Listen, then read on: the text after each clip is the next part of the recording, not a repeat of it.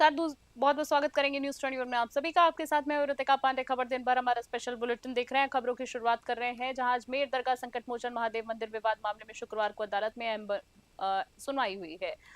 Court ने महाराणा प्रताप सेना के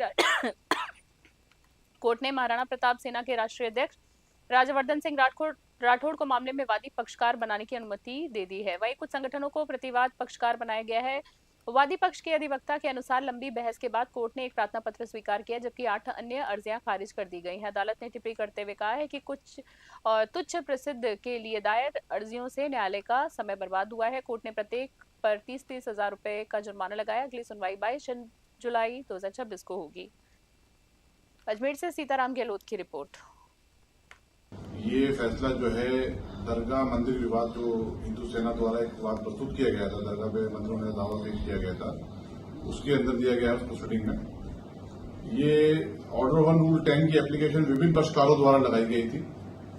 इसमें वो पार्टी बनने के इच्छुक थे जो लोग, कई लोगों ने अपने हित बताए, कई लोगों ने कहा कि हम लोग नेसेसरी प्रॉपर पार्टी हैं। मैं पहले ये बता दूं कि ये दावा जो पेश किया गया था, इस दावे के अंदर हिंदू सेना द्वारा दरगाह विष्णु गुप्ता की ओर से जो 110 की एप्लीकेशनों पर जो बहस की गई थी, उसमें हमने तर्क रख दिए थे और आज यहाँ पर बहस होने के बाद में आज की तारीख पेशी पर आदेश माननीय न्यायालय श्रीमान ने सुनाया है। श्रीमान जी ने जो ऑर्डर सुनाया है उसमें 110 की पार्टी के तौर पर खादिम की दोनों जो ये फैसला जो है दरगाह मंदिर विवाद जो हिंदू सेना द्वारा एक विवाद प्रस्तुत किया गया था, दरगाह पे मंदिरों में दावा पेश किया गया था, उसके अंदर दिया गया उस प्रोसीडिंग। बोली से खबर देख रहे हैं जहां राजस्थान पुलिस के अतिरिक्त पुलिस महानिदेशक विपिन कुमार पांडे ने शुक्रवार को बोली थाने का निरीक्षण किया है। थाने पहुंचने पर पुलिस जवानों ने उन्हें गार्ड ऑफ ऑनर दिया है। एडीजी ने थाना रिकॉर्ड, कानून व्यवस्था और पुलिस कार्यप्रणाली की समीक्षा करते हुए अधिकारियों को आवश्यक दिशा निर्देश दिए। निरीक्षण के दौरान उन्होंने पुलिसकर्मियों के साथ भोजन भी किया और उनकी समस्याएं सुनी। और इसके बाद आयोजित पत्रकार वार्ता में एडीजी ने कहा है कि जिले में अवैध बजरी खनन, नशे का बढ़ता कारोबार और साइबर ठगी बड़ी चुनौतियां हैं, जिन पर सख्त कार्रवाई के निर्देश दिए गए। पुलिसकर्मियों के अवकाश से जुड़े सवाल पर उन्होंने कहा है कि स्टाफ की कमी के चलते व्यवस्था पूरी तरह लागू नहीं हो पाई है, लेकिन समय समय पर अवकाश दिया जाता है। इस दौरान कई वरिष्ठ पुलिस अधिकारी मौजूद रहे। बौली से दीपक गिरी की विशेष रिपोर्ट देख रहे थे आप। क्या है, क्या कुछ यहाँ का अवलोकन जो आपने किया संक्षिप्त में हमें बताएं। वार्षिक निरीक्षण के दौरान जिला हेडक्वार्टर पर एसपी ऑफिस, पुलिस लाइन और कोतवाली में जन सुनवाई थी। उस निरीक्षण के बाद उस परिपत्र में ही एक सर्किल और एक थाने का निरीक्षण करना होता है। उसी क्रम में बौली सर्किल और बौली थाने का निरीक्षण किया जाएगा। वो एक तरह से जिले में जो काम हो रहा है, जो नए आदेश है, परिपत्र है, उसकी पालना किस तरह से हो रही है, उसकी टेस्ट के लिए एक थाना सर्किल को चूज किया जाता है। उसी क्रम में ये थाना सर्किल को चूज किया गया है। अभी हमने थाना परिषद का अवलोकन किया। समान चर्चा तो सर्किल में अपराध क्या है, कम है, ज्यादा है, रही है, वो तो कल जिले में जब अपराध समीक्षा हुई तो सर्किल वाइज, थाना वाइज भी वहां चर्चा कर ली गई थी।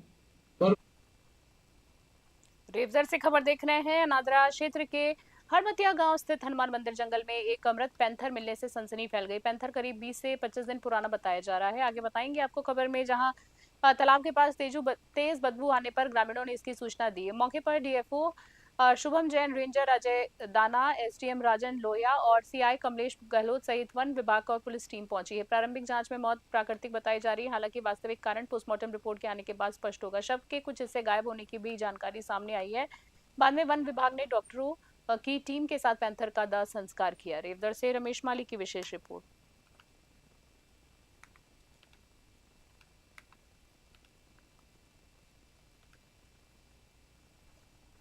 जयपुर में लापरवाही का बड़ा मामला सामने आया है, जहां गुलाबी नगरी के ऐतिहासिक हवा महल के सामने एक युवती सड़क हादसे का शिकार हो गई है। घटना के बाद पुलिस ने तेजी दिखाते हुए आरोपी टैक्सी चालक को गिरफ्तार कर लिया है। आपको बता दें, माणक चौक थाना पुलिस ने डीसीपी नॉर्थ करण शर्मा के नेतृत्व में 48 घंटे के भीतर कार्रवाई करते हुए 300 से अधिक सीसीटीवी कैमरों की जांच की है। तकनीकी ट्रैकिंग के जरिए आरोपी सुमित शाक्य को सांगानेर से गिरफ्तार किया गया। आरोपी पर आरोप है कि टक्कर मारने के बाद वह घायल युवती को तड़पता छोड़कर मौके से फरार हो गया। थानाधिकारी राकेश ख्यालिया की टीम ने कार्रवाई करते हुए कार RJ14, RJ14, TG जी हाँ, 8523 यानी 8523 बरामद कर ली है। पुलिस की इस त्वरित कार्रवाई की सराहना की जा रही है। जयपुर से अलीम खान की विशेष रिपोर्ट। गोविंदगढ़ से खबर देख रहे हैं। अलबर्ट के गोविंदगढ़ थाना हमले मामले में पुलिस ने बड़ी कार्रवाई करते हुए गिरफ्तार 4 आरोपियों को अदालत में पेश किया है, जहां से सभी को 21 मई तक न्यायिक अभिरक्षा में जेल भेज दिया गया है। मामला थाने पर हमला, पथराव और सरकारी संपत्ति को नुकसान पहुंचाने से जुड़ा बताया जा रहा है। सरकारी वकील योगेंद्र खटाना ने बताया है कि एएसआई बलवीर की शिकायत पर मामला दर्ज किया गया था। पुलिस ने कार्रवाई करते हुए 4 आरोपियों को गिरफ्तार कर कोर्ट में पेश किया है। गौरतलब है कि बुधवार को पटाखा बाइक जब्त करने की कार्रवाई के बाद भीड़ ने गोविंदगढ़ थाने पर हमला कर दिया था। इस दौरान जमकर पथराव हुआ है, जिसमें थाना प्रभारी सहित 4 पुलिसकर्मी घायल हो गए थे और थाने की संपत्ति को भी नुकसान पहुंचा था। पुलिस का कहना है कि मामले में अन्य आरोपियों की पहचान कर आगे की कार्रवाई जारी रहेगी। गोविंदगढ़ से वरिष्ठ संवाददाता प्रदीप गोयल की स्पेशल रिपोर्ट।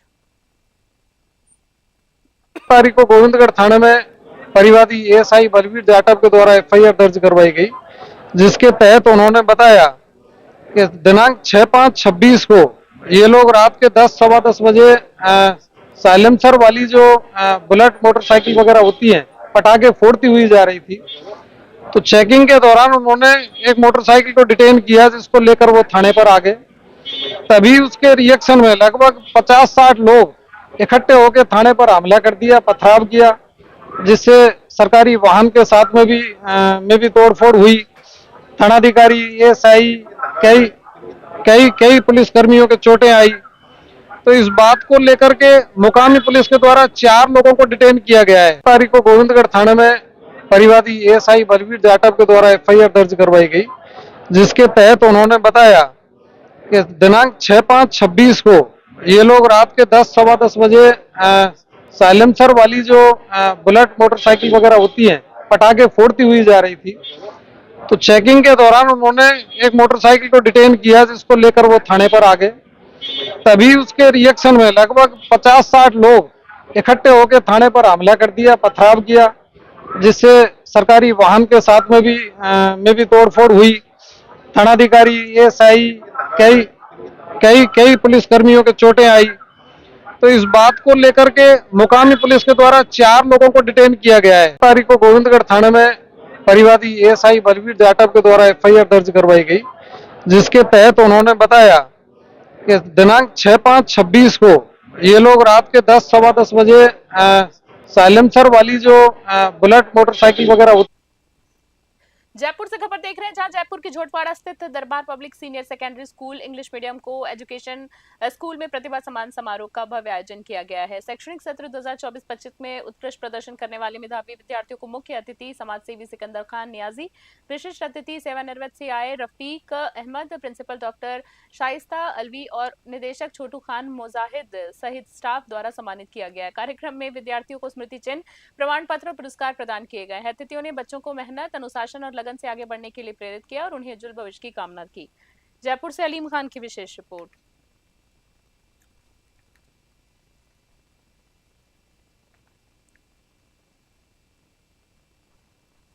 हनुमानगढ़ के रावतसर में यातायात विभाग में कार्यरत एएसआई कृष्ण कुमार बेनीवाल ने अपनी माता स्वर्गीय रामी देवी की पुण्यतिथि को सेवा और संवेदना के अवसर में बदल दिया। इस अवसर पर वंचित वर्ग के बच्चों को शिक्षण सामग्री, खेल सामग्री, मिठाई और फल वितरित किए गए। बच्चों के चेहरों पर खुशी साफ नजर आई। वहीं एएसआई बेनीवाल ने कहा है कि उनकी माता हमेशा जरूरतमंदों की मदद के लिए प्रेरित करती थी, इसलिए उन्होंने ये पहल की। कार्यक्रम में CWC bench magistrate Jitendra Goyal ने इस मानवीय कार्य की सराहना करते हुए कहा है कि ऐसे प्रयास समाज में सकारात्मक संदेश देते हैं और अन्य लोगों को भी प्रेरित करते हैं। इस अवसर पर बेनीवाल परिवार के सदस्य और समाज के गणमान्य लोग मौजूद रहे। हनुमानगढ़ से विनोद चौधरी की विशेष रिपोर्ट।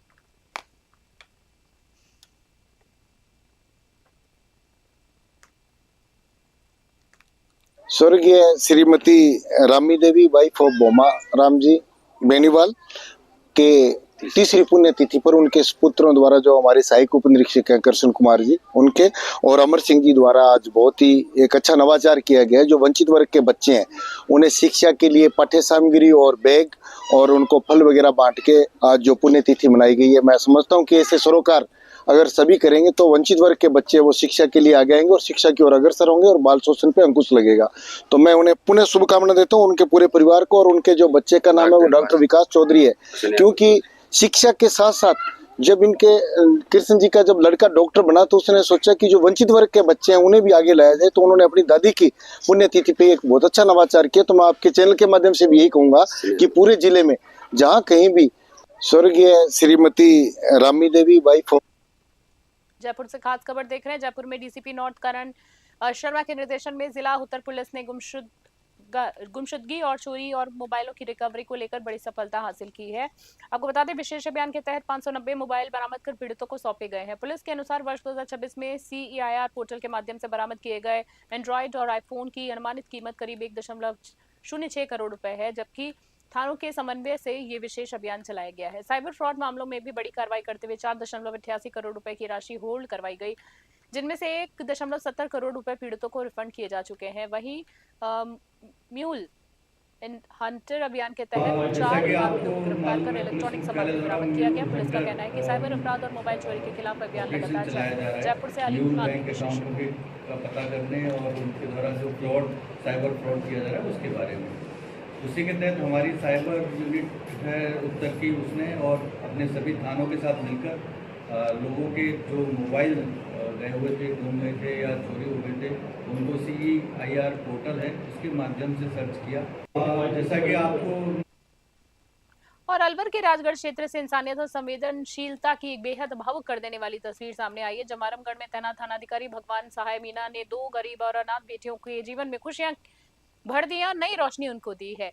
ग्राम बलवा में जिन बेटियों की मां का साया उठ चुका था और पिता मजदूरी कर रहे किसी तरह परिवार चला रहे थे, उनकी शादी को लेकर परिवार बेहद चिंतित था। ऐसे कठिन समय में थानाधिकारी भगवान सहाय मीना और उनकी पत्नी मुस्कान मीना आगे आए और उन्होंने अपने घर में ही बेटियों को उनका मायका बना दिया और पूरी रीति रिवाजों के साथ दोनों बेटियों का विवाह संपन्न कराया। गांव के लोगों ने भी परिवार की इस आयोजन में भाग लिया और हर कोई भावुक नजर आया। स्थानीय लोगों ने कहा है कि आज के समय में ये उदाहरण समाज के लिए प्रेरणा है, जहां एक पुलिस अधिकारी ने वर्दी के साथ इंसानियत का फर्ज निभाया। खुद भगवान सहाय मीना ने कहा है कि जरूरतमंदों की मदद करना उनका कर्तव्य है और असली सेवा यही है। ये सिर्फ 2 बेटियों के विवाह नहीं है, बल्कि मानवता, अपनापन और सामाजिक जिम्मेदारी की अनूठी मिसाल बन गया। राजगढ़ से प्रदीप गोयल की विशेष रिपोर्ट।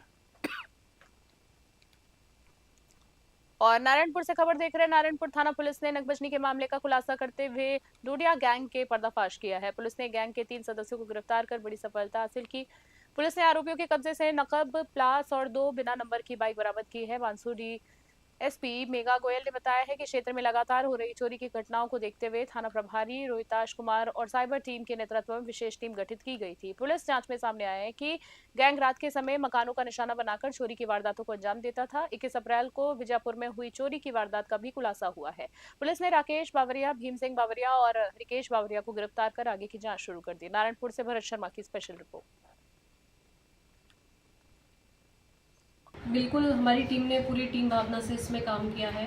गत 22 अप्रैल को रिपोर्ट मिली थी राम अवतार की तरफ से कि उनके घर में चोरी हुई है, कुछ सोने चांदी के जेवरात और 25,000 रुपये चोरी होना उन्होंने बताया। इस पर थानाधिकारी नारायणपुर रोहिताश जी के नेतृत्व में हमने टीम गठित की। टीम ने भरसक प्रयास किए। CCTV फुटेज, तकनीकी साक्ष्य, साइबर सेल की मदद से हम मुलजिमों तक पहुँचे और 3 लोगों को इसमें गिरफ्तार।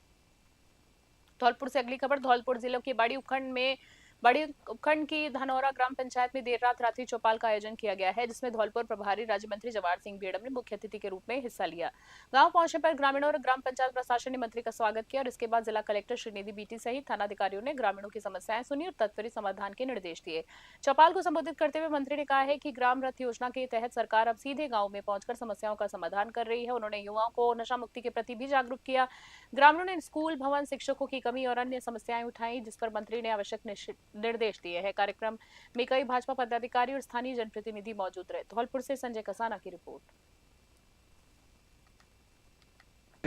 देखिए, प्रदेश के यशस्वी मुख्यमंत्री आदरणीय भजनलाल शर्मा जी के नेतृत्व में पूरे राजस्थान भर में प्रत्येक ग्राम पंचायत मुख्यालय पर हमारा ग्राम रथ जा रहा है और ग्राम रथ में सरकार की लोक कल्याणकारी योजनाओं का प्रचार और लोगों को लाभान्वित करने का काम किया जा रहा है। 13 विभागों के लोग ग्राम रथ के साथ जाकर के लोगों को जागरूक भी कर रहे हैं और लाभान्वित भी कर रहे हैं। आज मेरा रात्रि चौपाल का कार्यक्रम धौलपुर जिले के बाड़ी पंचायत समिति के धनौरा गांव में था। धनौरा गांव में लोगों के बीच बैठे, बड़े आत्मीयता से बात हुई, सुख दुख की बात हुई, पारिवारिक चर्चा हुई और सरकार की योजनाओं से ज़्यादा से ज़्यादा लोगों को लाभान्वित कैसे किया जा सकता है, इस पर भी एक रोड मैप तैयार किया गया। और अगली खबर की बात करें श्रीकरणपुर से, देख रहे हैं श्रीकरणपुर इलाके में मेन बाजार स्थित पंजाब नेशनल बैंक के पास उस समय हड़कंप मच जाता है जब 2 और 13 वर्षीय नाबालिग धारदार हथियार लाल कपड़े में छिपाकर घूमते हुए नजर आए हैं। सूचना मिलते ही ट्रैफिक पुलिस की उग्रसेन अपनी टीम के साथ मौके पर पहुंचे और दोनों बच्चों को रोक लिया। जांच के दौरान उनके पास से धारदार हथियार बरामद कर तुरंत जब्त कर लिया गया। प्रारंभिक पूछताछ में सामने आया कि नाबालिगों का ये हथियार किसी अन्य युवकों ने दिया था उनको और वे इन्हें किसी स्थान पर पहुंचाने जा रहे थे। पुलिस ने त्वरित कार्रवाई करते हुए दोनों हथियार जब्त कर लिए हैं और मामले की जांच शुरू कर दी है।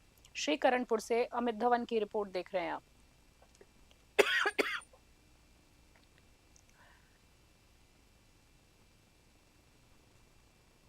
धौलपुर से खबर देख रहे हैं। धौलपुर के जंगलों में इन दिनों एक अनोखा मेहमान चर्चा का केंद्र बना हुआ है। कूनो नेशनल पार्क से विचरण करते हुए धौलपुर पहुंचे चीते का शिकार करते हुए वीडियो सामने आया है, जिसे वन विभाग में सतर्कता जो है वो बढ़ गई है। आपको बताना चाहेंगे पूरी खबर में, जहां वीडियो में आप देख सकते हैं कि एक चीता मवेशी का शिकार करता हुआ साफ तौर पर नजर आ रहा है।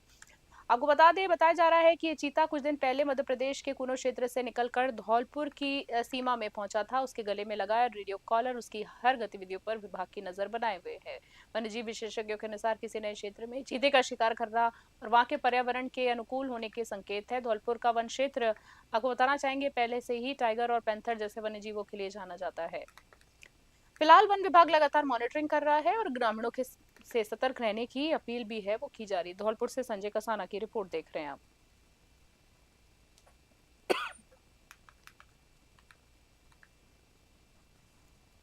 और जयपुर से खबर देख रहे हैं। जयपुर में डीसीपी वेस्ट प्रशांत किरण के निर्देशन में हरबाणा थाना पुलिस ने बड़ी कार्रवाई करते हुए मोटरसाइकिल चोरी करने वाली ज़ॉम्बी गैंग का पर्दाफाश किया। पुलिस ने गिरोह के सरगना समेत 2 आरोपियों को गिरफ्तार कर लिया है। वहीं पुलिस ने विकास जाट और अक्षय पारिक को गिरफ्तार कर उनके कब्जे से चोरी की 10 मोटरसाइकिल बरामद की है। डीसीपी ने बताया है कि इस कार्रवाई में कांस्टेबल महेंद्र की अहम भूमिका रही है, जिनकी सूचना और तकनीकी ट्रैकिंग से गैंग तक पहुंचना संभव हुआ है। चौंकाने वाली बात यह है कि आरोपी चोरी की वारदात के बाद शमशान घाट में छिपते और वहीं बाइक के पार्ट्स खोलकर रखते थे। आगे खबर में देखिए, जहां पुलिस ने करीब 100 से 150 सीसीटीवी कैमरे खंगाले हैं और आरोपियों ने जयपुर और आसपास के क्षेत्रों में दर्जनों वारदातें कबूल भी ली हैं। जयपुर से अलीम खान की विशेष रिपोर्ट देख रहे थे आप।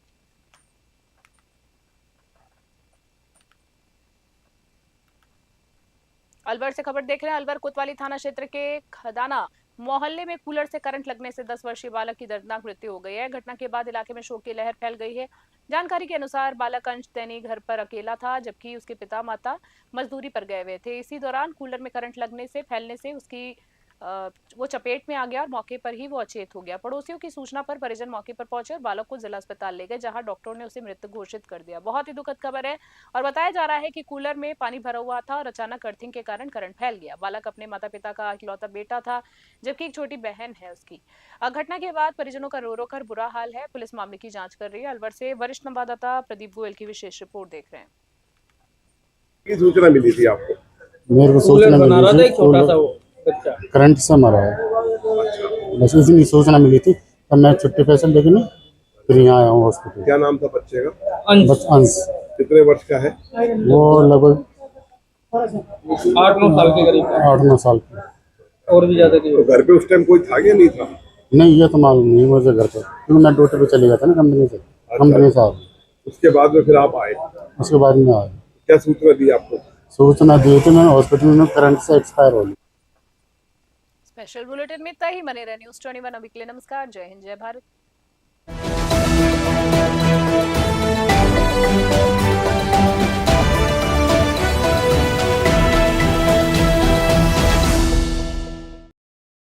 देश से लेकर विदेश तक, गांव से लेकर शहर तक, अपराध से लेकर अंजाम तक, अब हर खबर पर होगी हमारी पैनी नजर। हम दिखाएंगे सच बिना डरे, बिना दबाव। हर अपडेट सबसे पहले, हर खबर सबसे सटीक और हर मुद्दे पर होगी निष्पक्ष आवाज, क्योंकि हमारा वादा है सत्य, सटीक और निष्पक्ष। हम हैं न्यूज़ 21 नेशनल। अब आपकी आवाज पहुंचेगी हर घर तक। आपकी संस्था, आपका व्यवसाय, आपका संदेश बनेगा पहचान की नई मिसाल। न्यूज़ 21 नेशनल चैनल के साथ करवाइए अपना प्रचार, जहां खबरें ही नहीं बल्कि मिलता है आपके काम को सही पहचान देने का भरोसेमंद प्लेटफॉर्म। तेज, सटीक और निष्पक्ष खबरें, डिजिटल और सोशल मीडिया पर मजबूत पकड़, हजारों दर्शकों तक सीधी पहुंच, कम खर्च में प्रभावशाली प्रचार। स्कूल, कॉलेज, कोचिंग संस्था, सामाजिक संगठन, व्यापार और दुकानें, इवेंट प्रोग्राम और अभियान। अब इंतजार किस बात का? अपनी पहचान को दीजिए नई उड़ान। न्यूज़ 21 के साथ अधिक जानकारी के लिए संपर्क करें विनोद सौखल, स्टेट हेड राजस्थान 8955521555 8955521555।